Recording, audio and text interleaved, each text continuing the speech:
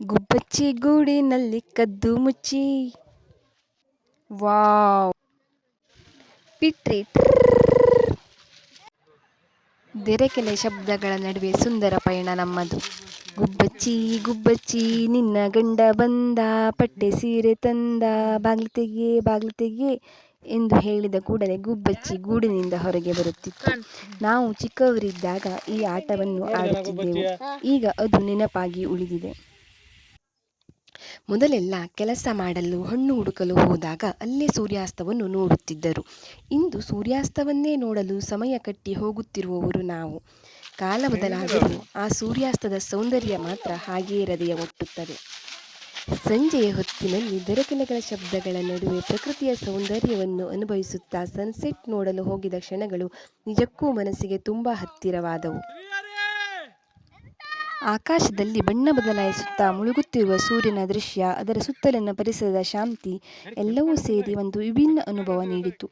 ದಿನಾಲೂ ಕೆಲಸಗಳಲ್ಲಿ ತೊಡಗಿಕೊಂಡಿರುವ ನಾವು ಇಂತಹ ಸಮಯದಲ್ಲಿ ಸ್ವಲ್ಪ ವಿರಾಮ ತೆಗೆದುಕೊಂಡು ಆತ್ಮೀಯರ ಜೊತೆ ಕಳೆದ ಕ್ಷಣಗಳು ಇನ್ನೂ ವಿಶೇಷವಾಗಿ ಕಾಣಿಸುತ್ತದೆ.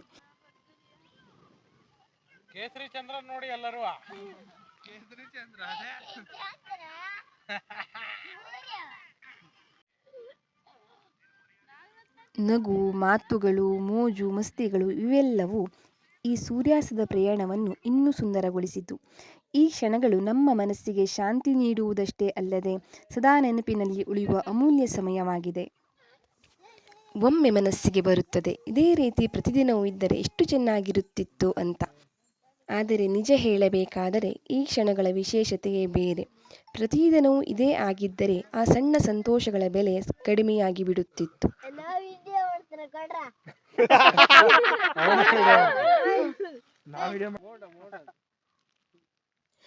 ಜೀವನದಲ್ಲಿ ಇಂತಹ ಅಪರೂಪದ ಕ್ಷಣಗಳು ಕೆಲವೇ ಸಲ ಸಿಗುತ್ತವೆ. ಆದರೆ ಅವು ಸಿಕ್ಕಾಗ ಆ ಕ್ಷಣದ ಸಂತೋಷ, ಶಾಂತಿ, ನೆನಪು ಇವೆಲ್ಲವೂ ತುಂಬ ವಿಶೇಷ. ಅದಕ್ಕಾಗಿ ಇಂತಹ ಸಣ್ಣ ಸಣ್ಣ ಅನುಭವಗಳನ್ನು ಮನಸ್ಸಿನಲ್ಲಿ ಉಳಿಸಿಕೊಂಡು ಅವುಗಳನ್ನು ಸವಿಯುತ್ತಾ ಹೋಗುವುದೇ ಜೀವನದ ನಿಜವಾದ ಸೌಂದರ್ಯ. ಪ್ರತಿದಿನ ಸೂರ್ಯನು ಉದಯಿಸುತ್ತಾನೆ, ಸಂಜೆ ಮುಳುಗುತ್ತಾನೆ, ಆದರೆ ಅವನು ನಿಲ್ಲೋದಿಲ್ಲ. ಬೆಳಗ್ಗೆ ಹೊಸದಾಗಿ ಬರುತ್ತಾನೆ. ನಮ್ಮ ಜೀವನವೂ ಹಾಗೆ. ಕಷ್ಟಗಳು ಬರುತ್ತವೆ, ಮನಸ್ಸನ್ನು ಮುಳುಗಿಸುತ್ತವೆ, ಆದರೆ ಅವು ಶಾಶ್ವತವಲ್ಲ. ಎಷ್ಟು ಕತ್ತಲೆ ಬಂದರೂ ಮತ್ತೆ ಬೆಳಕು ಬರುತ್ತದೆ ಅನ್ನೋ ನಂಬಿಕೆಯೇ ನಮ್ಮ ಜೀವನ.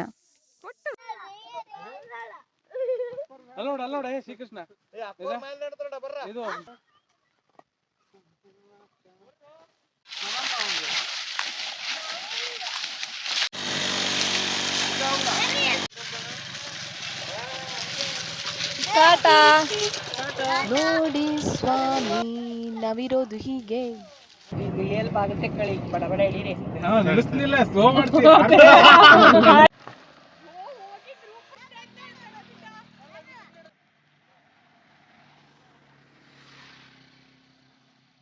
ಸೂರ್ಯನು ಕಲಿಸುತ್ತಾನೆ, ಮುಗಿಯೋದನ್ನು ಭಯಪಡಬೇಡ, ಮತ್ತೆ ಆರಂಭವಾಗುವುದು ಖಚಿತ. ಜೀವನ ಅಂದರೆ ಅದೇ, ಬಿದ್ದರೂ ಮತ್ತೆ ಎದ್ದು ನಿಲ್ಲೋ ಧೈರ್ಯ ಎಂದು ಹೇಳುವುದೇ ಈ ನನ್ನ ವಿಡಿಯೋದ ಉದ್ದೇಶ.